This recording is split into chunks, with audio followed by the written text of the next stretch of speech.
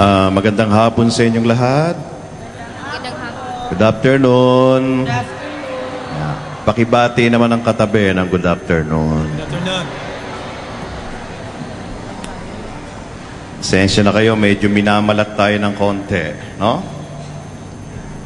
Ang sabi ng ating ebanghelyo, ang nagpapakataas ay at ang nagpapakababa ay kaya sabi mo sa katabi mo, magpakababa ka. No? Kaya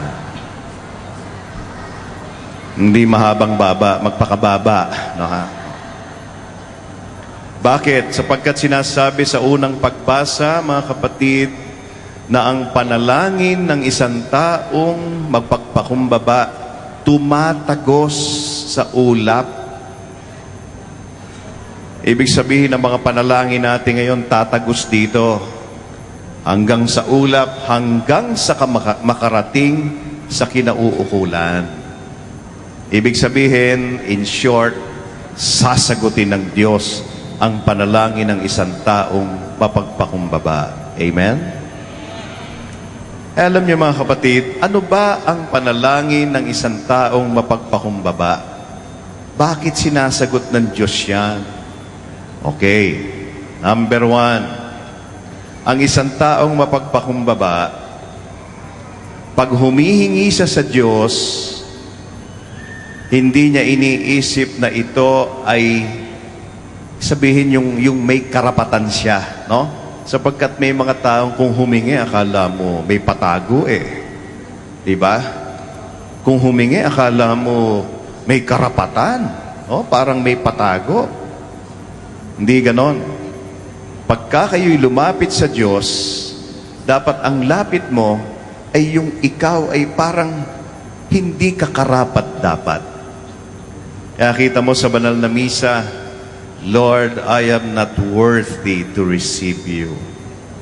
But only say the word and I shall be healed. Diba? So dapat yun ang attitude ng isang taong mapagpakumbaba. Yung iniisip niya na siya ay walang karapatan sa biyaya ng Diyos. Na siya'y hindi karapat dapat. Kaya kita niyo yung sa gospel natin, yung isang mama doon, yung Pariseo, napakayabang nitong buwisit na ito, magdadasal lang eh. Akala mo kung sino? Diba? Nagdasal siya sa Diyos, sabi niya, ako po, Panginoon, ay nagpapasalamat sa inyo. Sapagkat hindi ako katulad ng iba, magnanakaw, mangangalunya, ganyan, etc. No? At salamat at hindi ako katulad nitong publikanong ito. Ba, nagturo pa? Kinumpara yung sarili. Sira ulo nito, mananalangin lang, insulto pa ng kapwa, no? Parang ganon. Ayaw ng Diyos yun, yung pinagmamalakihan mo siya. Sasabihin ako po ay nagbibigay ng ikapu, no? Ako po nagdadasal ng ilang beses maghapon. Ang yabang nito. Hindi pakikinggan ng Diyos yun. Samantalang yung isang mama, yung publikano, hindi man lang makatingin sa langit, hiyang-hiya, sapagkat siya ang feeling niya, hindi siya karapat-dapat. Ang sabi pa nga niya, kaawaan po ninyo ko na isang makasalanan. So, inang unang-unang palatandaan ng isang mababang loob na tao, ang kanyang unang-unang lapit sa Diyos, Panginoon, alam ko wala akong karapatan. Alam ko na ako'y hindi karapat-dapat, kanya ako'y nagsusumamo sa iyo. Yun ang unang-unang isipin nyo pag nagdadasal kayo. Na wala kayong karapatan. Kaya sabihin mo sa katabi mo, wala kang karapatan. Sabihin mo. Ayan, sabihin mo sa katabi mo, wala kang karapatan. Ang Diyos ang magbibigay sa iyo ng karapatan. Amen? Yun ang unang-unang hihingin mo. Paano ka bibigyan ng Diyos ng karapatan? Sinasabi sa salita ng Diyos sa Roma 5 at sa Roma 8. Ginawa kang Diyos na kanyang anak. Yon. Siya ang nagbigay ng karapatan sa iyo. Ginawa kanyang ampon. Inampon ka. Nung araw, hindi ka ampon. Sapagkat ikay nasa kasalanan. Ano ka nung araw? kampon, no ha? Kampon ng kadiliman. Pero ginawa ka ng Diyos na isang ampon, adopted children of God. At sapagkat ikay adopted children of God, ano sabi ni San Pablo? You are heirs to God's graces. Alam niyo yung heir? Buhok. Hindi buhok, yung heir yung tawag dito, yung ano? Tagapagmana. Yung. Dahil ikaw ay ampon, tagapagmana ka. Ang Diyos ang nagbigay sa iyo ng karapatang humingi. Kanya nga sabi niya sa Romans 8, it is the Spirit that cries out, Abba, Father. Kanya pag lumapit ka sa Diyos, may hinihingi ka, una mong isipin, wala kang karapatan. Kaya unang-una mong dadasalin, Panginoon, bigyan mo ko ng karapatang humingi sa iyo. Gawin mo kung anak mo, gawin mo kung ampon mo. Tayong lahat dito ay mga ampon, hindi kampon. No? Iba yung kampon sa ampon. At dahil kayo ay inampon ng Diyos, may karapatan kayong humingi sa Kanya. Okay, malinaw yun? Alright, number 2. Para pakinggan ng Diyos ang dasal mo, kinakailangan ikaw hindi lang hihingi Ano bang ginagawa ng mga pulubi? Hindi humihingi ang pulubi. Nagmamalimos. Ayun. Pag humingi ka sa Diyos, huwag kang hihingi. Mamalimos ka. Sabihin talaga mababang kalooban mo pag namalimos ka. Paano kayo mamamalimos? Simple lang. Dapat magmukha kayong pulubi.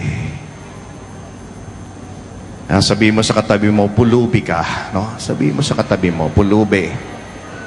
Beggar. Mamalimos. Anong ibig sabihin nito? Anong ibig sabihin ng isang tao pag humingi sa Diyos ay nagmimistulang pulubi? Okay. Ang pulubi, humihingi ng awa yan. Awa. Sapagkat ang Diyos ay punong-puno ng awa. Kaya dapat mahawa rin tayo na tayo ay hihingi sa Diyos ng awa. Pulubi kayo pulubi. Walang-wala kayo. Ngayon, anong pulubi? Ito. Ang pulubi, hindi niya alam kung kakain siya ngayon o hindi. Bakit? Kung walang magbigay, gugutom ka. So, ang pulubi, umaasa sa ibibigay sa kanya sa araw na yon. Pag wala siyang nakuha, gutom siya. Ganon ang isang Kristiyano. Pag humingi kayo sa Diyos, umaasa ka na bibigyan ka ng Diyos sa araw-araw. Kanya kita niyo yung dasal nating Ama namin, bigyan mo kami ng aming kakanin sa araw-araw. Ang tunay na translation noon, hindi araw-araw. Every day. Sa English, give us this day our daily bread. Sapagkat pag nagsabi ka sa Diyos, bigyan mo kami ng aming kakanin sa araw-araw, sasabihin sa iyo, oy, magdasal ka uli ngayon. Hindi, sinabi ko na kahapon, araw-araw. Ang totoong translation, makinig kayo, bigyan mo kami ng aming kakanin sa araw na ito. Sa araw na ito lang. Paano bukas? Anong gagawin nyo? Di magdasal ka uli. Kasi pag sinabi mong araw-araw, kung dumating yung pagkain, tapos namatay ka ngayon, sayang naman yung pagkain, di ba? Kaya yung Ama namin, bigyan mo kami ng aming kakanin sa araw na ito lang. Ang isang taong humihingi ng tulong sa Diyos, ang isang taong mapagpakumbaba, sasagutin ng Diyos kung ikaw ay punong-puno ng pananampalataya sa Kanya. Hindi alam ng pulubi kung kakain siya ngayon o hindi. Nakadepende sa magbibigay sa Kanya. Ganon din ang isang nananalangin sa Diyos. Dapat magmistula kayong pulubi. Kaya okay na anyayahan mag-sermon sa mga pare. Nagbigay ako ng recollection sa mga pare sa Batangas. Matagal na ito. May mga taga Batangas dito. Meron